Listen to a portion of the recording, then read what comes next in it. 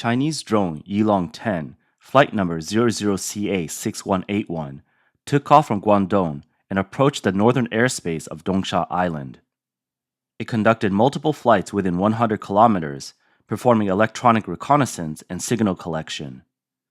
A BZK-005 drone and a KJ-500 early warning aircraft later joined, forming a coordinated reconnaissance system with electromagnetic suppression intent. This was not a routine patrol, but a deliberate military provocation by China, signaling a significant threat. Taiwan military promptly deployed F-16 jets and P-3C anti-submarine aircraft to monitor the situation. Taiwanese media reported that from July 23rd to the 25th, over 100 Chinese military aircraft entered Taiwan's air defense identification zone, with 40 near the Dongsha Islands. Additionally, 7 Chinese naval ships and 1 official vessel operated in the Taiwan Strait, heightening tensions. Military analysts observed that China's actions featured a combined sea and air operation with electromagnetic suppression, resembling a theater-level exercise with potential combat intentions. Since early July, Chinese military aircraft have frequently operated between Dongsha and the waters off Kaohsiung to test Taiwan's air defense capabilities. Chinese naval ships have also remained active around the Taiwan Strait, increasing regional tensions. Recent photos on Weibo reveal new developments with the CCP's Amphibious landing ships.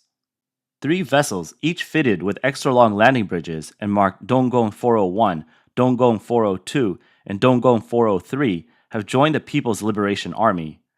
Their numbering suggests they belong to the East Sea Fleet, the CCP's main force for operations targeting Taiwan. Analysts suggest these amphibious landing ships are designed to serve as temporary docks for rapid troop transport if Taiwan's ports are destroyed or mined during an invasion.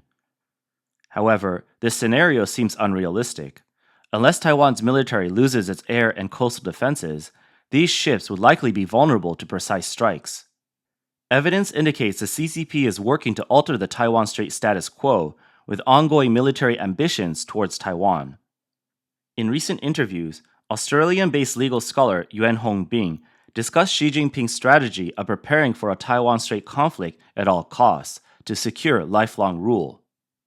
Yuan argues that Xi's policies center on preparing for a Taiwan Strait war, seen as a key step in his rising East, declining West strategy.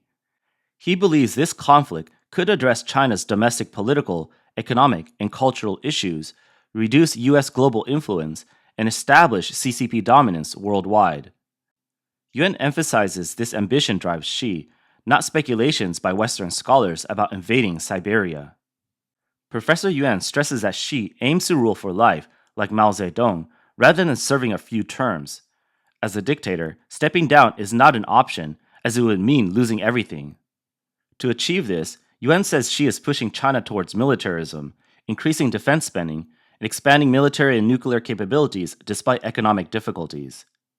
Xi's new decision-making coordination body aims to strengthen his authority and support war preparations. Recent purges of CCP political, military, and government officials are part of Xi's Taiwan Strait war preparations. Yuan notes that Xi assesses officers' loyalty based on their support for his Taiwan Strait strategy and their willingness to confront the U.S. in a decisive conflict. Yuan cites General Liu Yazhou, former political commissar at the National Defense University, who was purged for opposing Xi's strategy. Liu's significant influence among senior military officials made him an obstacle to Xi's war plans. Previously, General Zhong Qiaojun, Xi Jinping's military chief of staff, was reassigned from director of the Central Military Commission Office to political commissar of the National Defense University. Rumors suggest this was due to Xi losing influence in the military. However, Yuan Hongbing clarified that Xi recognizes the university's role in controlling the military and appointed his trusted ally Zong to manage political work and counter General Liu Yazhou's influence. Another case involves General Miao Hua, promoted by Xi to oversee military political work and officer promotions, earning Xi's trust. In 2024, Miao was suspended for serious disciplinary violations.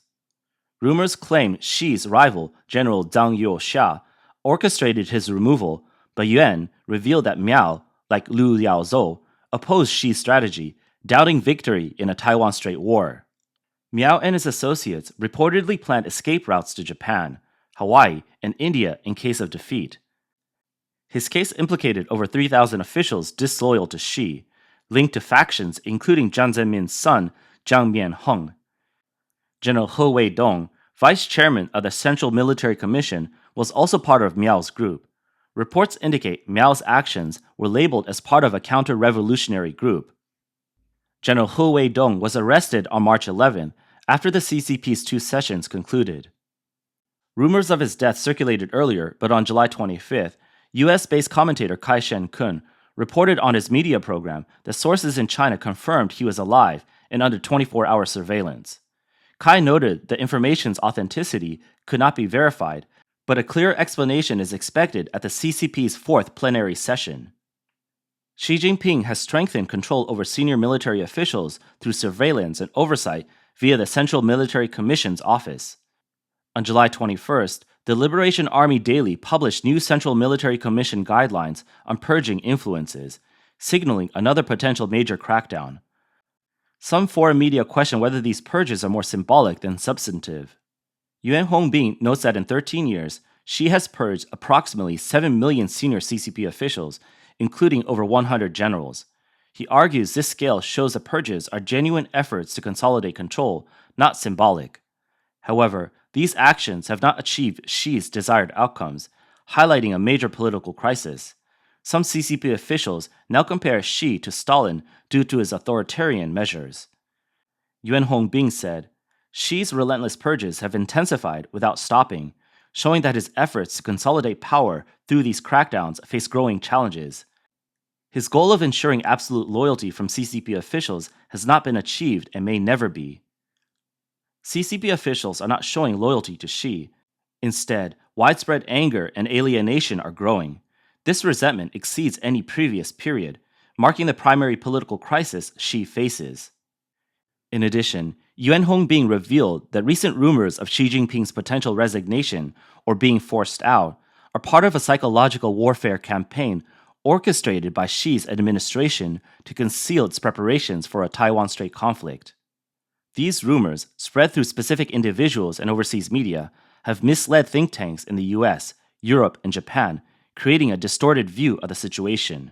For example, the Hudson Institute's report, China After Communism, Preparing for a Post-CCP China, discusses responses to a potential CCP collapse, but overlooks the current threat of CCP authoritarianism. Yuan views this as part of a CCP disinformation campaign to weaken global vigilance, distract from its accelerated military preparations in the Taiwan Strait. He urges scholars, think tanks, and policymakers to focus on defeating the CCP regime rather than expecting its self-destruction. The CCP stance on the Russia-Ukraine war clearly reflects its strategic intentions for the Taiwan Strait. Commentator Zhang Tianliang noted that in early July, Foreign Minister Wang Yi told EU High Representative Kaja Kallas during a European visit that Beijing could not tolerate a Russian defeat in Ukraine, fearing a US strategic shift towards China.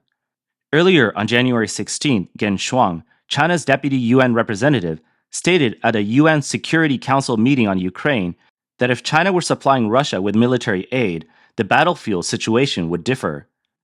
Zhang argues these statements reveal the CCP strategy. It neither wants a quick Russian victory nor a defeat, but aims to prolong the Ukraine conflict. This weakens Western economies and military resources, diverts attention from the Taiwan Strait, and creates favorable conditions for CCP military action. Zhang Tianliang emphasized that President Trump and his team must recognize the CCP as a key driver of the Russia-Ukraine war. To achieve a ceasefire, sanctioning Russia alone is insufficient. The CCP must also face sanctions. Yuan Hongbin warned the CCP's authoritarian regime is among the most powerful in history, controlling 1.4 billion people, vast natural resources, nuclear weapons, aircraft carrier technology, and the world's second-largest economy. Its global expansion ambitions are clear, with the Taiwan Strait conflict marking the start of its pursuit of global hegemony. The international community must confront this 21st century catastrophe rather than hoping for the CCP's self-collapse. The international community has been responding to the CCP's ambitions regarding Taiwan.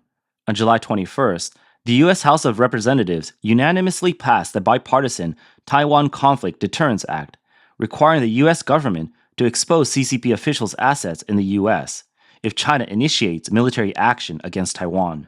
Yuan Hongbing believes this bill significantly deters CCP officials, potentially undermining their grip on power. Reports indicate that CCP officials have transferred up to 20 trillion US dollars in assets overseas, using these funds to infiltrate the free world. Yuan quotes CCP princeling Kong Dan, who described these assets as having thoughts and emotions, inclined to preserve the CCP's authoritarian regime.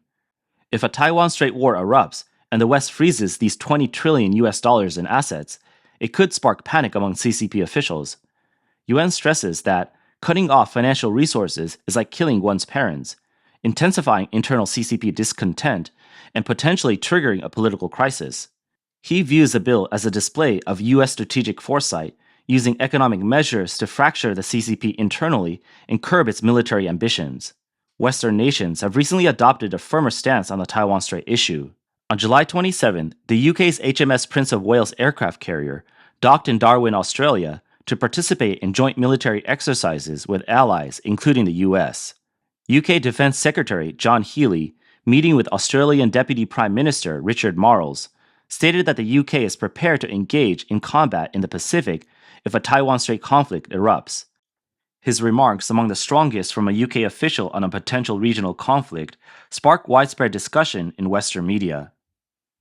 The Daily Telegraph described this as the clearest and most forceful UK government statement on Taiwan Strait tensions in recent years.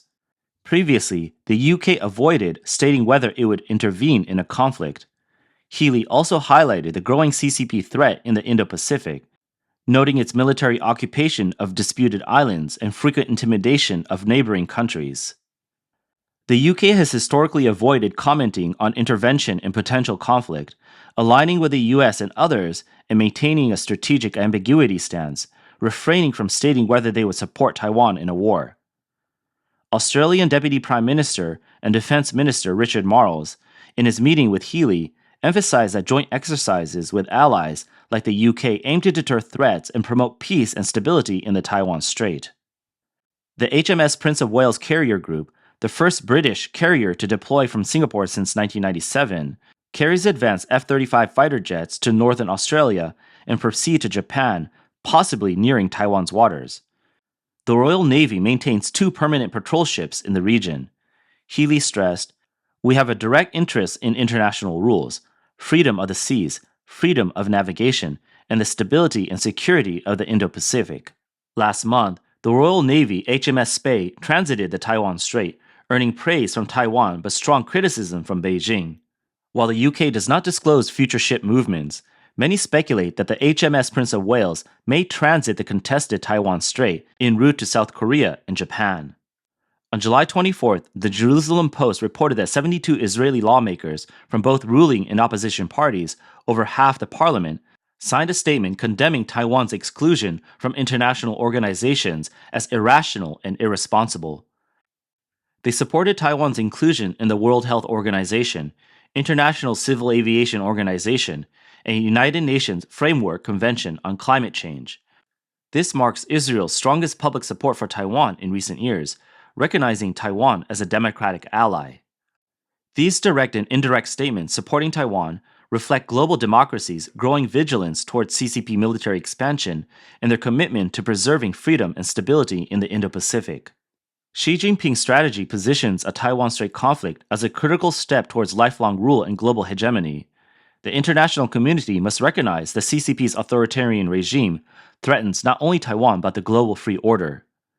Yuan Hongbing urges that humanity's priority is to develop effective strategies to counter and defeat this regime.